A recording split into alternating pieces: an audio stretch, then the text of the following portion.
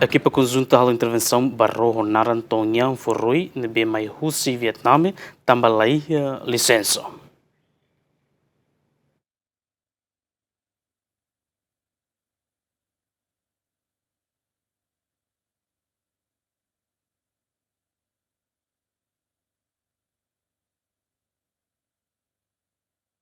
Equipa conjunta composta de PNTL, Direção de Serviço de Investigação Criminal, Unidade de Polícia Marítima, Alfândega no FFDTL, Componente Naval, halo intervenção barro nebe mai Rússia e Vietnã, nebe atu descarga iha Porto Tibar, mai bela iha licença. Capitão Tenente Porto Dili, Raul Vicente Correa informa, Porto Tibar la autoriza rone, tama iha Porto Tibar, tama la iha dokumentus. Jadi hanesan informação de atu hato kataka iha ro cargo ida honaran Tongyang Furui atu descarga instrumento iha Porto Tibar, mai be documento leiha no leiha informação ba Porto Tibar. Honunema ka Porto Tibar la autoriza ni tama iha Porto Tibar. Então, depois de idane me hal confirmação, ko Porto Tibar informa kataka ro refere la iha bill of loading. Honunema ka Alfândega la autoriza ni atu hatun sasang iha Porto Tibar. Então, husia mini parte me hal confirmação fali hodente ni lah problema dokumento ni so problema kosasan kosasan tambah idane maka ami solicita halo inspeção conjunta ida entre autoridade maritima Alfândega DNTM UPM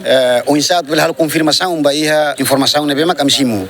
Além de parte relevante será kalau confirmação ba irregularidade nebe macrone comete. Agora dauk si dauk bela halo confirmação atu ba nini acto sirhotu mai be desconfia kata nia como documento serna laiha. Então depois de agora me dirige ona hosi Porto Tibar atu mai angkor hene depois maksi halo investigação hene atu bela halo confirmação ba ser makelar. Sasansira nebe importa mai Timor Leste mai bela tuir kriteria parte Alfândega se for sanção tuir lei nebe iha no dadang ne rone iha hela Porto Dili. Equipa cobertura, Ziemen.